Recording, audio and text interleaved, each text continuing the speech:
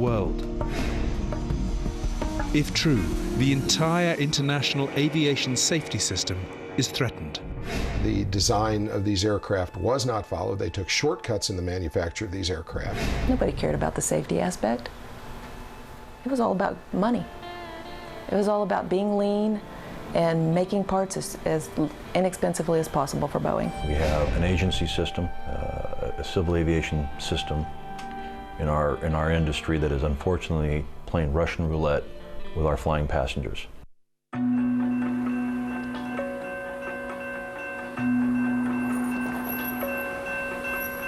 For more than 40 years, freight trains have hauled aircraft bodies to Boeing's final assembly factories in Seattle from its construction plant 1,500 miles away in Wichita, Kansas.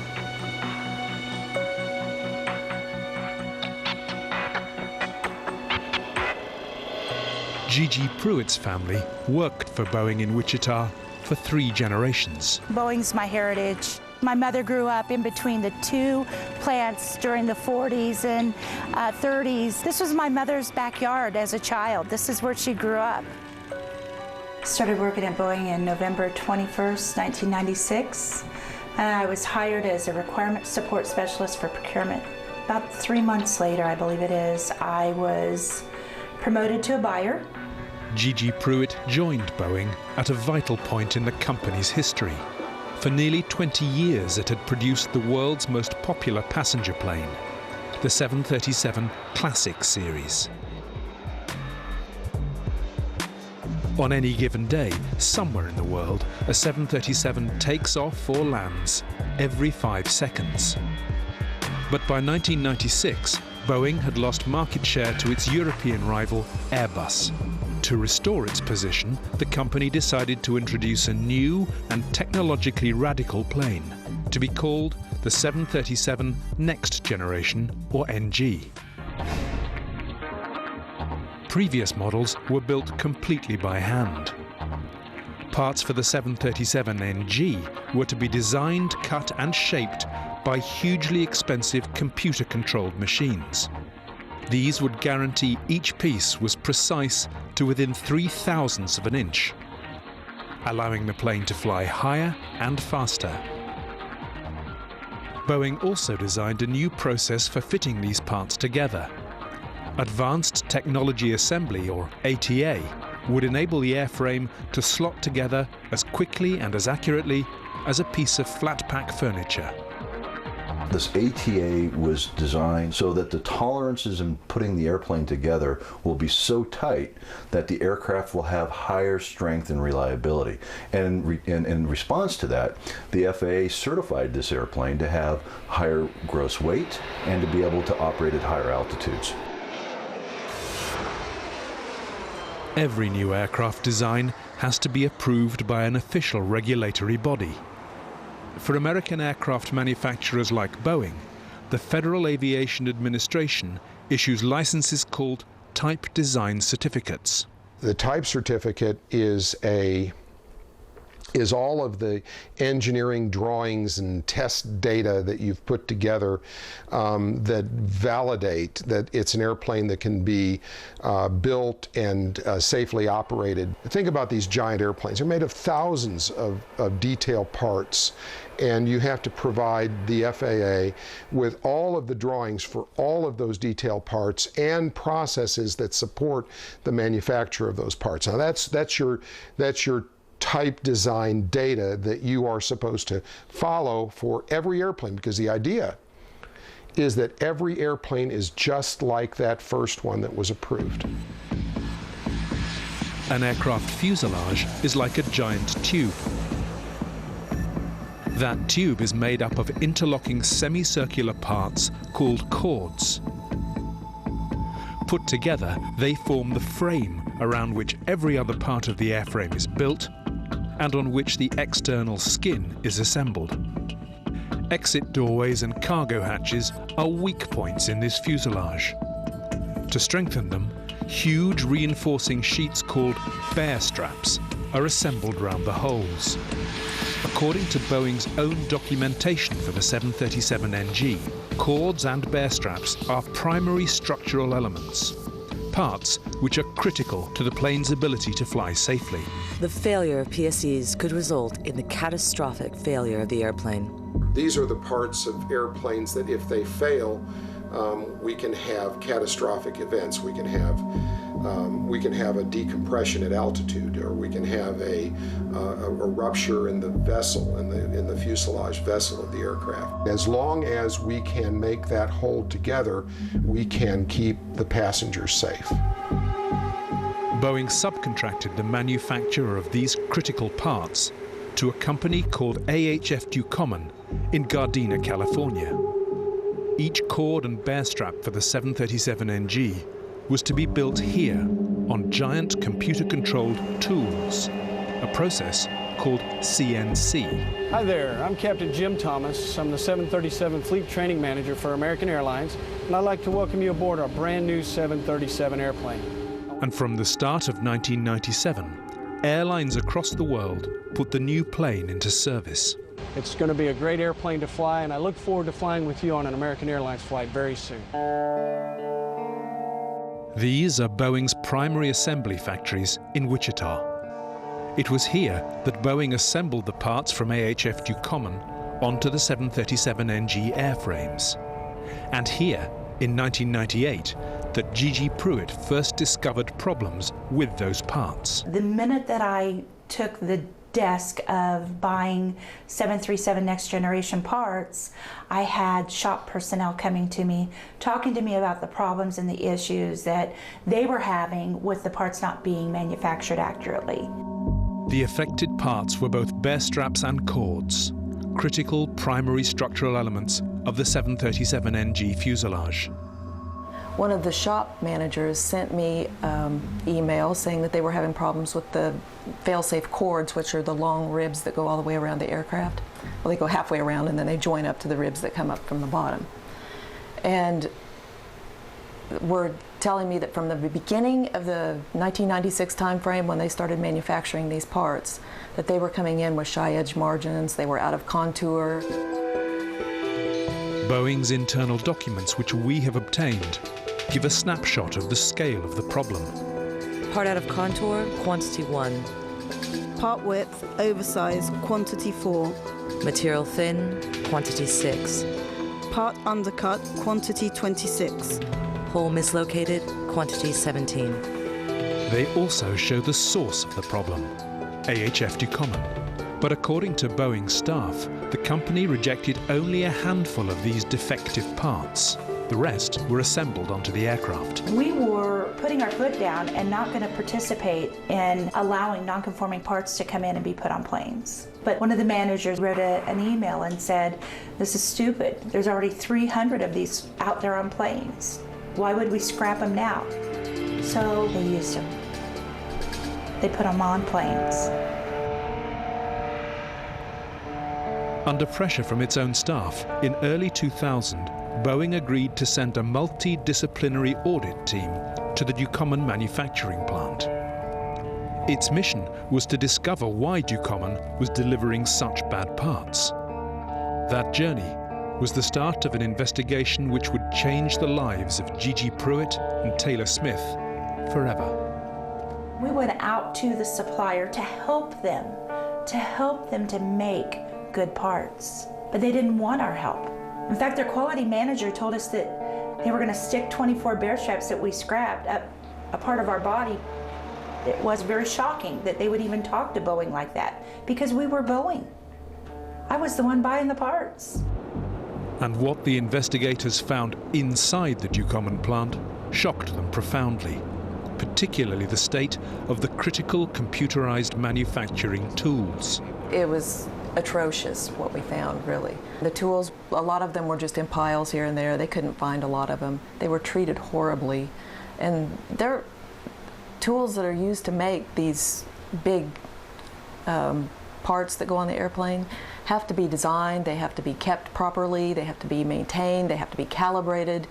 And Ducommun had no records to show any of that. Instead of using the computerized manufacturing process set out in the 737NG's licensed design, the investigators discovered that Ducommun was cutting and building the parts by hand. It was overwhelming. filming what we saw. We took pictures because we knew no one would ever believe us.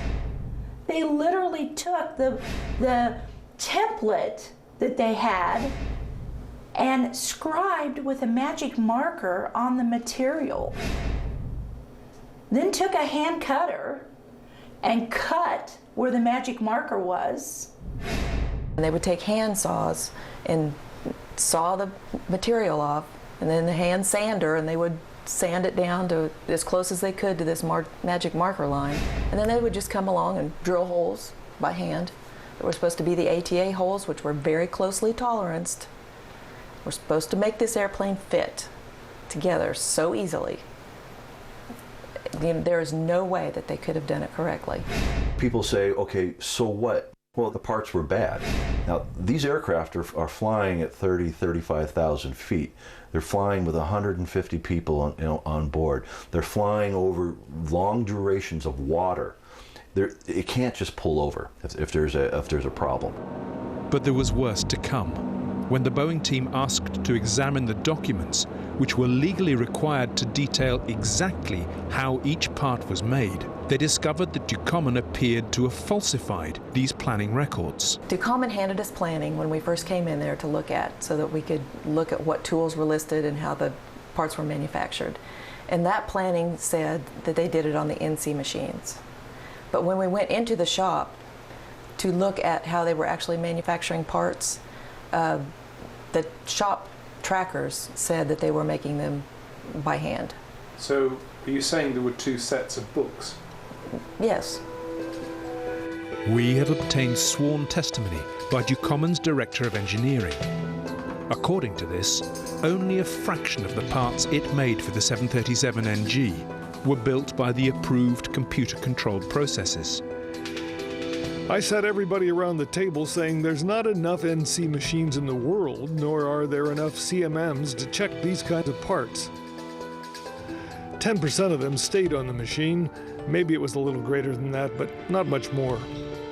The Boeing investigators believed that building these high-precision parts by hand completely violated the official type approval for the 737NG and made every aircraft using them potentially unsafe.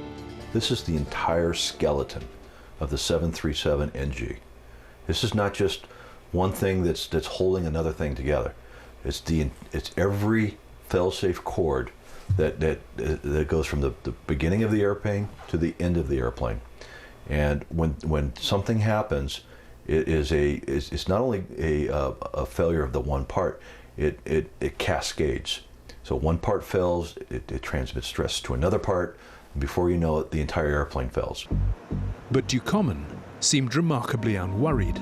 They told us Boeing knew about it. And they also told one of our auditors to stay away from all of us because we were going to be shot. They had long arms that went deep into Boeing, and this would go nowhere. What did you understand by them saying you're going to be shot? I really didn't know what to understand. I mean, at that point, it was like, are you serious? Are you talking a physical threat? Are you talking, we're going to lose our jobs? What are they actually referring to? So we reported it to corporate internal audit. I felt it was a huge red flag that a supplier felt so confident to tell a team of 14 people from Boeing that they were going to be shot. Makes you wonder. The special investigation continues in just a moment, with more disturbing revelations about the use of faulty parts and the shocking reaction when Boeing's employees started demanding an inquiry. We had great hope that would be done. But what happened next would shake their faith. Not just in the safety of the 737NG, but in the US government itself. There was one person recovered yesterday out of the area that we're searching now. When the tsunami struck Japan, Britain sent a search and rescue team to face the devastation. Join those who put their safety on the line. And then the building started shaking. That was quite a surreal experience. And bravely helped those in desperate need. That hope is the thing that keeps you going and keeps you more determined to keep searching and searching and searching. Tsunami Search and Rescue, tonight 9:30 on SBS 1.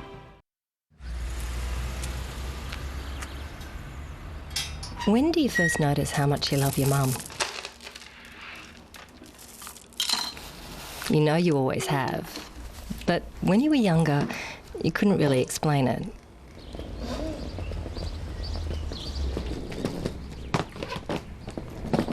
Then you got a little older and you could put it into words, but not always the right ones. I hate you!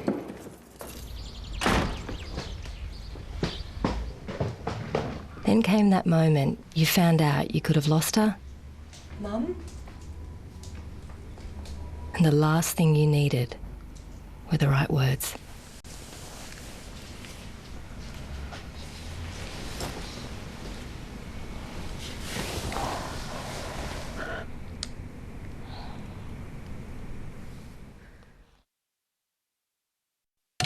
Today's fast-moving world needs a whole new level of power. Energizer Ultimate Lithium. The world's longest-lasting AA battery and high-tech devices now lasts even longer.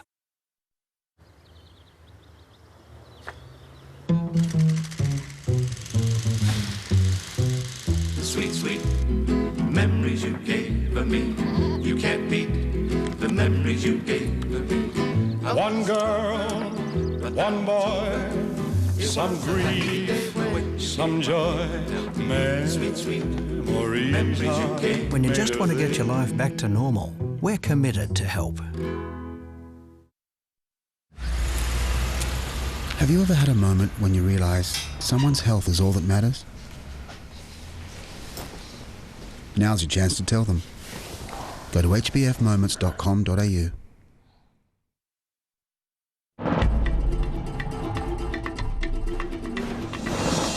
Welcome back. Now to the second part of our special investigation into aircraft safety. When two Boeing employees first discovered that a subcontractor was providing the company with faulty parts, they couldn't believe what they were seeing. But, as Tim Tate reports, when they took their concerns to Boeing management, they got another shock. The investigation team returned to Wichita in the summer of 2000. They reported what they'd found at Ducommun to Boeing's management.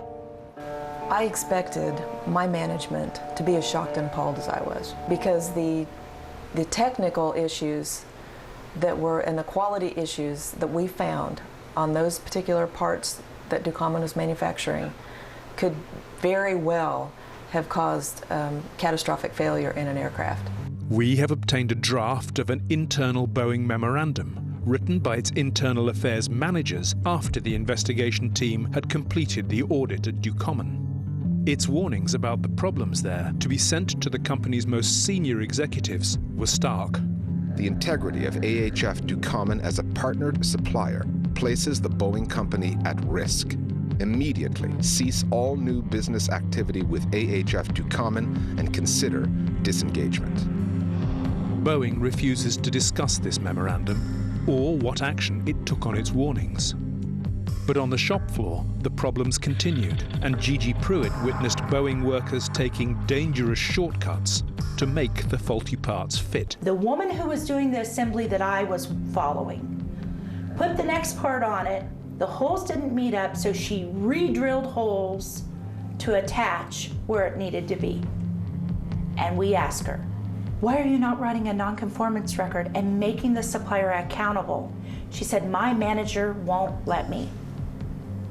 If I reject all the parts that come in that aren't lining up with the ATA, then we're gonna shut down the line, and I've gotta make rate. She also watched other Boeing assembly workers taking it on themselves to disguise the problems with the ill-fitting parts. They shimmed and filled at the top and sprayed it green And the guy that we were talking to in the shop said, they'll never know. Looks like the same part. It looks great. And when that didn't work, the assembly line staff forced the parts together, even beating them with steel hammers. There are records that show that the parts were hammered into position in some cases. You bend a part enough, you beat it enough, it's going to put stresses in it. It's more likely to crack, and it's more likely to corrode. The Federal Aviation Administration has given Boeing delegated authority, essentially trusting it to police its own processes in return for an undertaking that it will voluntarily report any problem to the regulator. But Boeing's investigators say that the company refused to do so. So we went to Security Investigations Director and we said, in the agreement you have with the FAA, you're to self-disclose any non-conformance issues. And they're going to give you grace, and they're going to work with you, and they're not going to beat you up, and it's going to be out on the table, and we're going to make sure that planes are safe that are already flying. And we were told, if you go and tell anyone, Boeing could sue you. How did that make you feel? Very scared. It was like a threat. And I really took offense to being threatened by my own company for trying to be ethical and for trying to protect the American public, basically. The Boeing investigators now faced an agonizing choice: protecting themselves or turning whistleblower to protect the flying public. I couldn't understand how come our management really didn't want to know these things. Boeing makes a lot of money, and they're supposedly the premier aircraft of the world. You know, that's what we lived by. We're Boeing. We make great aircraft. And so you would expect that safety would be one of the #1 things that they would look at. We have hundreds of planes flying out there. So where do we stand? What do we do? What's our responsibility to society? No longer our responsibility to this company. What's our responsibility to society? And at that point, there was a core group of us who said, what direction do we go? The US Department of Justice is responsible for protecting whistleblowers. In the spring of 2002, Gigi Pruitt and Taylor Smith took their concerns to Washington. We actually met with the government and told them our story, and they had the same reaction as most people do when they hear our story to begin with, and they're shocked and appalled. We will protect you. The Department of Justice told us, we'll protect you. We will not let you be retaliated against. We will keep you safe. We were assured that our identity would be kept protected. It was under seal, and that no one would tell Boeing who we were. The FAA would do an investigation to find out what could be done to secure the safety. We had great hope that would be done. But what happened next would shake their faith, not just in the safety of the 737NG, but in the whole system of aircraft regulation and in the US government itself. Parts of the FAA investigation carried out in 2002 have been released under the Freedom of Information Act. The documents have been partly redacted by the FAA, but the only investigative actions recorded in these publicly viewable documents are that the FAA looked up the address of the company which made the faulty parts, AHF Ducommun, and visited Ducommun's website. The investigation by the FAA was laughable. It was really laughable. And they concluded at the end of it, without really any apparent consideration of the engineering requirements, the manufacturing requirements, the manufacturing data, the tag or nonconformity history of the aircraft, they concluded that there was not a problem, closed the investigation. With nowhere left to turn, in 2005 the whistleblowers went to court, filing suit against Boeing and Ducommun. By then, their identities had been leaked to Boeing. Both of them lost their jobs. I felt very betrayed. You know, you expect the government to be for the citizens and for the safety of the people, but apparently they're more concerned about the big business than they are about us. Earlier this year, the whistleblowers once again approached the FAA. A conference was set up, but once again, the FAA seemed completely uninterested. If there was a single question asked by any of the FAA people, I don't remember it.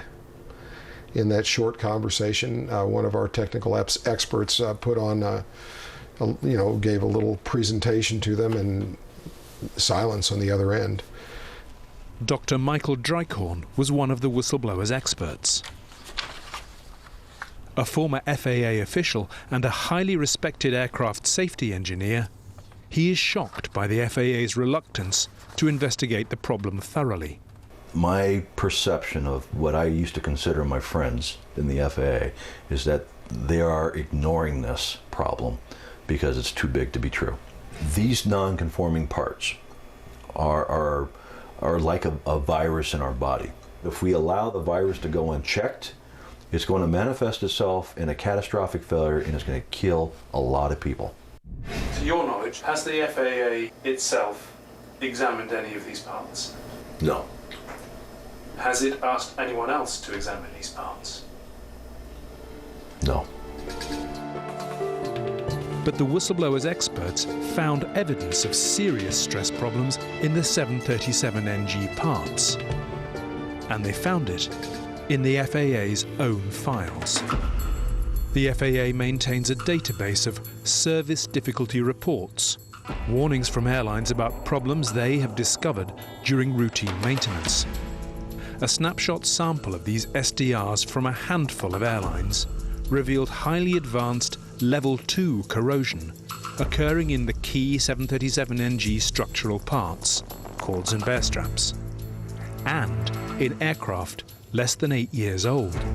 Now, I personally performed an analysis of the FAA's service difficulty reporting database, and what I was expecting to see is a couple of cracks, a couple of corrosion issues, but no, I'm finding significant volumes of cracking and corrosion on these parts, which are our primary structural elements. In the past 3 years, there has been a series of accidents involving 737NGs. 3 of them seem to indicate problems with the key structural parts of the aircraft.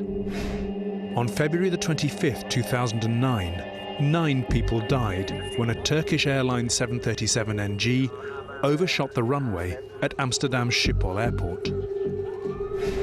On December the 23rd, 2009, 40 passengers were injured when an American Airlines 737NG overshot the runway at Kingston Airport, Jamaica.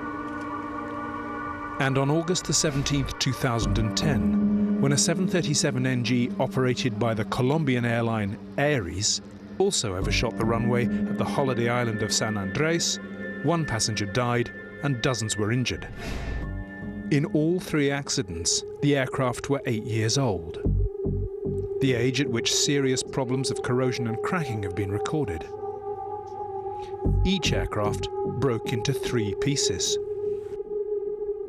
According to the whistleblowers' experts, each broke at exactly the same points on their fuselage. And, they say, at each of these points, the faulty Ducommun parts had been installed. The airplane's not designed to fall apart like that. It should have absorbed that stress, and the people that were slightly injured wouldn't have been injured. The aircraft should not have broken up, in your view? Absolutely should not. We have obtained footage of a test crash conducted by the FAA in 1984. It shows the extraordinary strength of an aircraft whose parts hadn't been ill-formed, pre-stressed, or badly fitted. The FAA flew a remotely controlled Boeing 707 into the floor of the Mojave Desert to see what happens to a fuselage on impact. Although it hit the ground at much higher speeds than the 737NGs in Amsterdam, Jamaica and Colombia, its fuselage remained intact.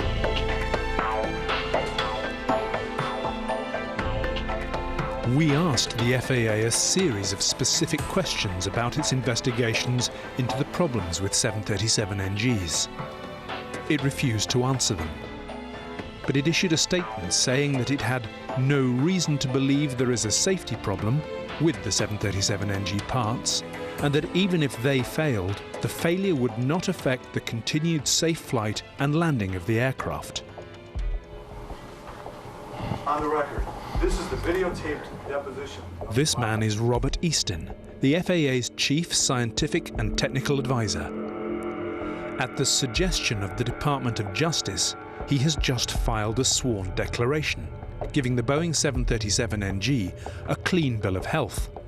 Based on the evidence I reviewed, there was not enough information, well, there's not any data to make a determination that there was an unsafe condition. And most surprising of all, the video of this hearing captures Mr. Easton admitting that he hadn't written his sworn statement exonerating Boeing. Instead, it was largely written by Boeing's lawyer, Steve Coe. As I recall, the first draft came from Mr. Cole, and when I reviewed it, I believe I did not change that. Boeing's lawyers met with him, drafted his statement that he then signed. How can a company which is being investigated by the FAA draft a clean bill of health from the FAA for that company?